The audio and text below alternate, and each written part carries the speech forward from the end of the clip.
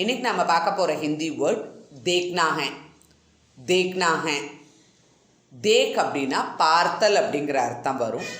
பார்க்கணும் அப்படின்னு கட்டாயத்தை உணர்த்த நினச்சா தேக்னா ஹை அப்படிங்கிற வார்த்தையை பயன்படுத்தலாம். முஜே அபி உஸ்கோ தேக்னா ஹை. முஜே அபி உஸ்கோ தேக்னா ஹை, எனக்கு இப்பயே அவனை பார்க்கணும் அப்படின்னு சொல்கிறோம். பொதுவாக எனக்கு அப்படிங்கிறதுக்கு முஜே அப்படிங்கிற வார்த்தையும் பயன்படுத்தலாம், முஜ்கோங்கிற வார்த்தையும் பயன்படுத்தலாம். ரெண்டுத்துக்குமே ஒரே அர்த்தம் தான். ஆனால் இந்த சென்டென்ஸில் அவனை அப்படின்னு சொல்கிறதுக்கு உஸ்கோங்கிற வார்த்தையை பயன்படுத்தியிருக்கோம். ஸோ ஒரே சென்டென்ஸில் 2 டைம் கோ யூஸ் பண்ணோம் அப்படின்னா கேட்குறதுக்கு அது ஒரு மாதிரி ஆடாக இருக்கும். ஸோ அதனால் அங்கே உஸ்கோவில் கோ வர்றதுனால அந்த கோவோட ரிப்பீட்டேஷனை அவாய்ட் பண்ணுறதுக்காக தான் நம்ம முஜேங்கிற வார்த்தையை இங்கே யூஸ் பண்ணியிருக்கோம். எனக்கு இப்பயே அவனை பார்க்கணும் அப்படின்னு சொல்ல நினச்சா முझे अभी उसको देखना है அப்படின்னு சொல்லலாம். आपको ज़रूर एक वीडियो देखना है.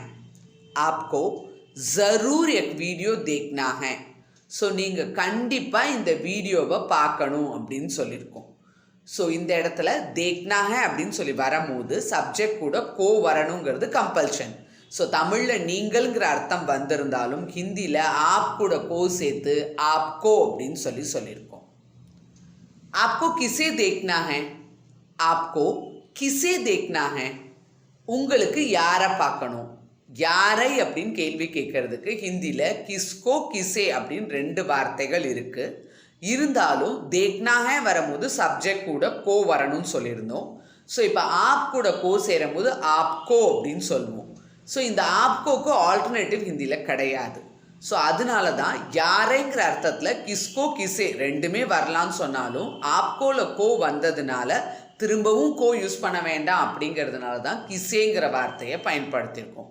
ஆப்கோ கிசே தேக்னா ஹை அப்படின்னு சொன்னால் உங்களுக்கு யாரை பார்க்கணும் அப்படிங்கிறது அர்த்தம். தன்யவாத்.